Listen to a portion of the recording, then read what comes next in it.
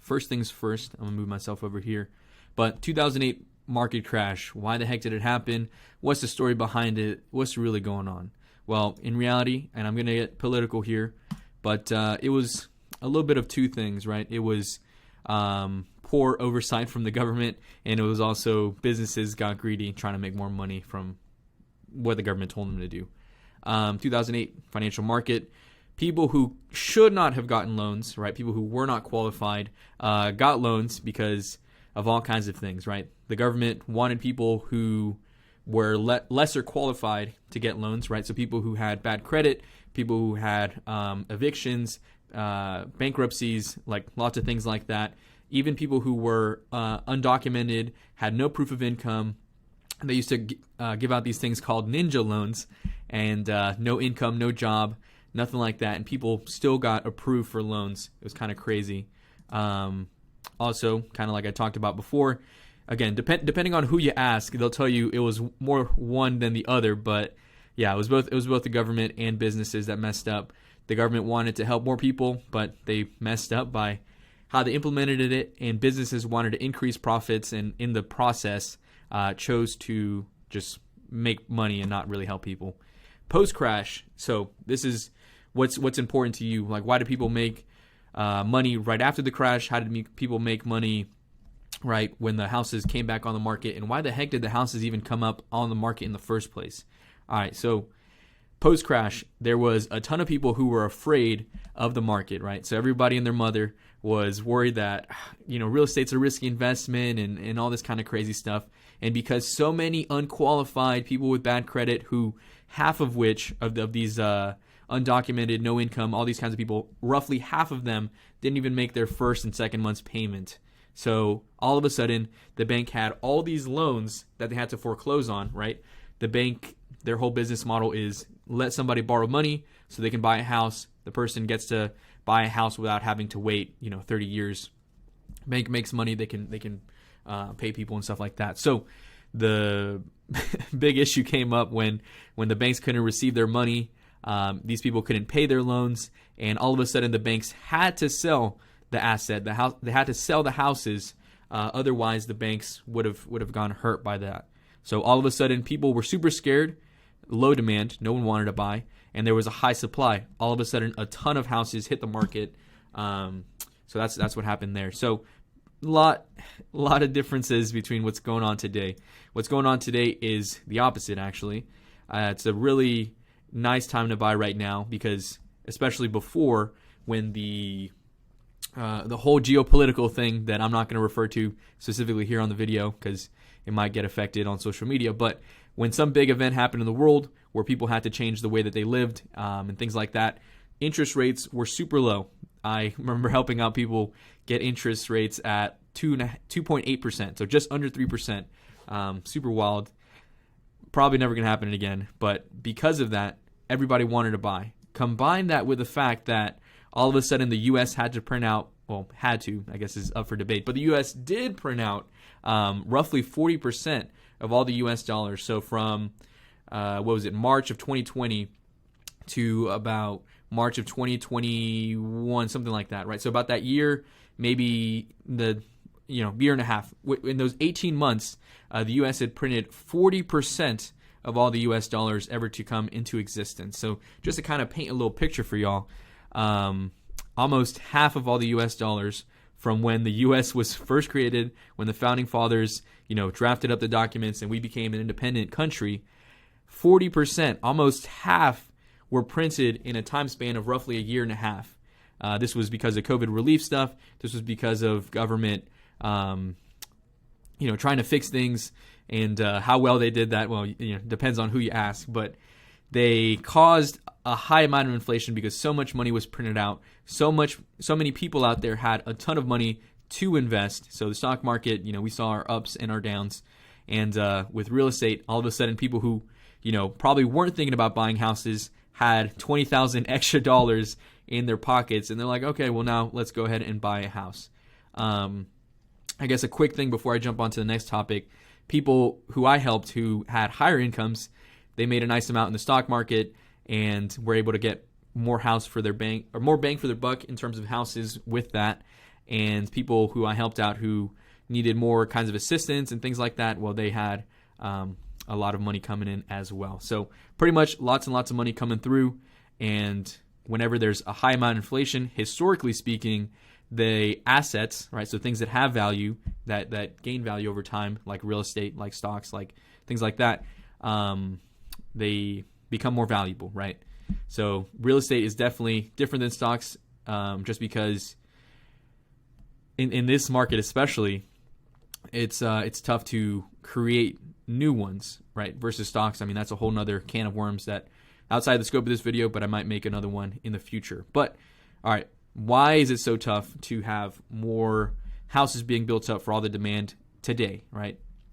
So another big thing playing a role into all of this is, well, I don't want to buy a house at market value. I'm just going to go off and I'm going to build my own house. Well, people who built their own house or people who are buying in these communities are paying higher prices as well because of a lot of things happening here.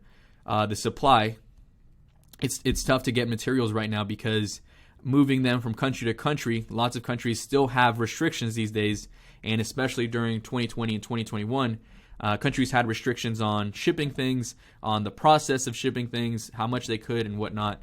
Labor, nobody wanted to work. People can make significantly more money receiving government stimuluses, right, receiving benefits, than choosing to go to work. And work conditions were often tough, especially in the like day laborer, lower income type markets, lower skill type markets. So people chose not to work, and we're still seeing a good bit of that today. People are choosing not to work because they can make more money elsewhere. The working conditions aren't as favorable as the day laborers would like, all these kinds of things. And the ones who do work, because there's so few of them out there, the ones who do work are getting paid a hefty amount. Yeah, you're definitely paying a premium to get some guys out there and to construct your house. Next one here. So materials. Again, same thing with restrictions in other countries, restrictions even in this country. It's tough to collect materials. The lumber prices, the prices for copper, the prices for iron, all these kinds of things that play into a role of constructing, they went up, so the value and the cost to build houses went up. So when they sell them to consumers, those final prices are also up. Zoning issues. This one is kind of state to state, and if you're in a place that's more big city like, so if it's more urban, you're gonna have more zoning restrictions versus somewhere out in the countryside, cowboy hats and the ranches. But long story short, bigger cities, tough to pass extra laws to make it easier to build. So the places that could be built on were worth so much more money, and that played into the final price. All right, jumping into the next part right here. So the investor math versus consumer math. Right now, roughly 40% or so of all the houses being bought up are being bought up by investors. Now, all of those are not big Wall Street guys, big trust funds and whatnot, but a large percentage of those 40% are. And in bigger cities, this is more skewed, closer to maybe 50% in some cities. So with that being said, let's kind of talk about why it would benefit a big investor like these guys to have consumers believe there's a crash, right? So why would they spend their time? Why would they want the news to push? Why would they want the news to push for this kind of stuff? What do they get out of it, right? So just to put it plainly, investors, they invest, right? Their whole business model is to make money out of their money, right? Make money out of their money. Consumers, on the other hand, they definitely, especially if they're consulted with a good real estate agent like myself, shameless plug. But if they're consulted with a good agent, the agent's going to tell them, hey, buy in these areas, buy these types of houses, because in the future you can make more money. But ultimately, consumers buy products that they can enjoy, right? So a consumer can pay more for granite countertops. A consumer can pay more for smart electronics in the property, all these kinds of things, versus an investor. The investor just looking at is, okay, how much is this extra money that I spend going to make me in more future money, right? Cash on cash return, all those kinds of things, right? What's the amount of money that my money can bring me in the future? So just jumping into the math here.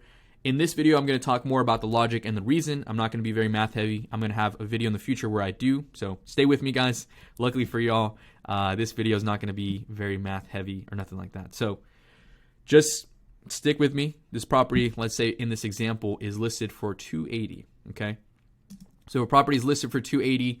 The investor needs to buy this property at 300 or less so that they're able to buy at a price that still makes them money, at a price that is smart for them to, right? Because when investors invest, there's a certain amount that they need to pay mortgage companies, and there's a certain amount that they can realistically rent the property for. So each month, money's coming in. Each month, the property's being worth more and more, and there's a certain number that investors kind of hit their top amount, right? So let's just say in this example that is 300. They can give this home seller $20,000 more, which is great for the home seller. It's great for these investors because they know in the long run they're going to make money by renting it out and by having the property be worth more in the future when they eventually sell. But boom, we got a third thing in the mix right here. If a consumer comes into play, right, we got some guy. I work mainly in Atlanta, in the greater Atlanta area. So let's say some guy from California sells his house for $500,000 and he wants to move to Georgia because there's much less traffic out here where we're at. Okay. So a guy who just sold his house for $500,000 is going to think a 315 property is super cheap. With that being said, it's a lot easier for a consumer to pay $15,000 more than an investor, $10,000, $20,000, whatever the case is, right? The consumer can pay more money than an investor can because the consumer is buying the product, in this case, the real estate, to enjoy the product, right? The investor doesn't care about, having a nice yard space because it looks pretty or being close to a river or anything like that. But the consumer does, because the consumer is seeing, oh, I want to raise my kids in this property. Oh, I want my wife to have a gardening space. I want my husband to have a nice garage so he can, have a gym there or to work on his cars, whatever the consumer wants to build, That's the big difference between investors and consumers, is that consumers can pay that little bit extra because just like if they were buying a car, right, a business can only spend so much money on a truck, for example. If you have a landscaping business, there's a certain amount of money that you can spend on a truck to where if you spent more money, you wouldn't see returns, right? So for a landscaping company, buying leather seats, buying, the cushy suspension, all that kind of stuff on a truck, the new paint job, whatever, is not as important as if a consumer was buying a truck.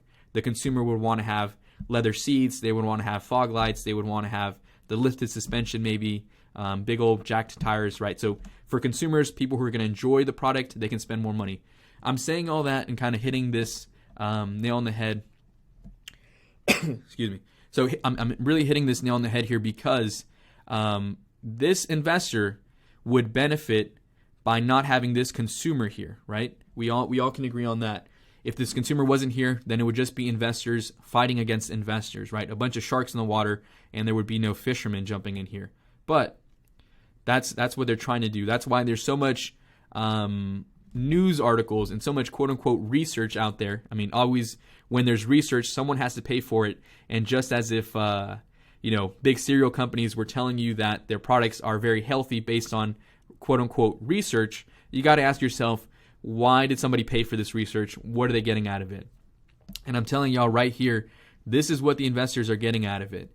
They're getting cheaper homes because if the investors know that it's primarily investors fighting for properties and all the consumers are going to wait until the crash, quote unquote, they know they can get a way better deal and they can make more money for all of their investors. So it's understandable why they're doing that, but I'm just trying to educate everybody as to the motives that they have for telling people there's going to be a crash. Okay, so the investment firms obviously would not benefit from, and we got here. So they would not benefit from telling consumers if they truly believed in the crash.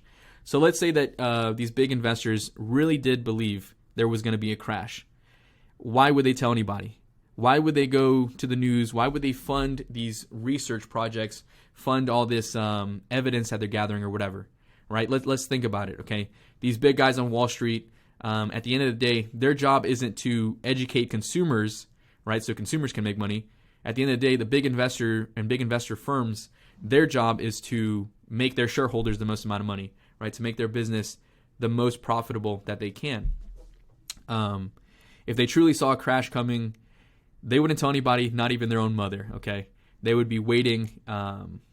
They'd be waiting and sitting pretty on the fact that they can buy houses cheaper in the future, right? Excuse me. So that's one thing. So if they really did see a crash, they would wait. They would tell nobody, and then they would just buy houses twice as much as they were buying before. Next point. So even if the values dropped, there would be a reason why the homeowners need to sell. So let's say that the market, quote unquote, does crash, right? A 300K house loses 20% because financially that's what's considered a crash, 20% or more. So all of a sudden that 300K house is now only worth, 240, something crazy like that, right? 240, 250, whatever, right? We see a huge decrease. And if that house is only worth 250, why would an investor who's willing to pay $300,000 not buy up that house at 250? Why would the investors all of a sudden stop, pump their brakes, and just let consumers run the market and do whatever they want? That doesn't make any sense. And even if there was a more severe crash, let's say the 300 house jumped down to 150, why wouldn't an investor just buy two for the same price? Why wouldn't the investor just buy two for the same price and offer more money and make it way more difficult for a consumer? It doesn't really make sense. If there was a crash, the only people who are going to make more money in a crash are the ones who are buying properties with cash. I know that rhymes, so I'm going to make it a little bit more easy to understand. But basically, if the values all of a sudden dropped, why would sellers choose consumers who are paying less when they can choose investors who are paying more, aka the exact same thing that's happening right now, right? They're choosing investors. Not so many of them are choosing consumers. All right, and so if there was a crash, all of a sudden a discount, kind of like I was touching on before, why would the investors choose to pump their brakes and not buy?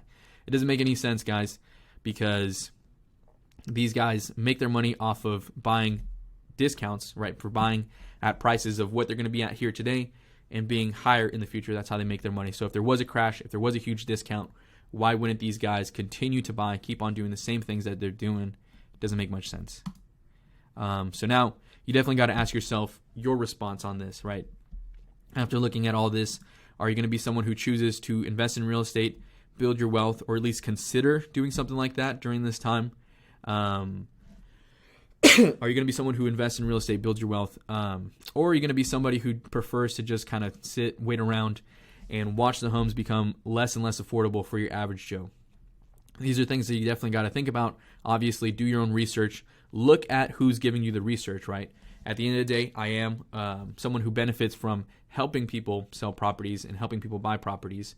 But in the long run, the way my business model works, right? So obviously, I do this because I enjoy doing it, because it puts bread on the table, right? I can support my family, all that kind of stuff. But the point of any business is to make the most amount of money, right?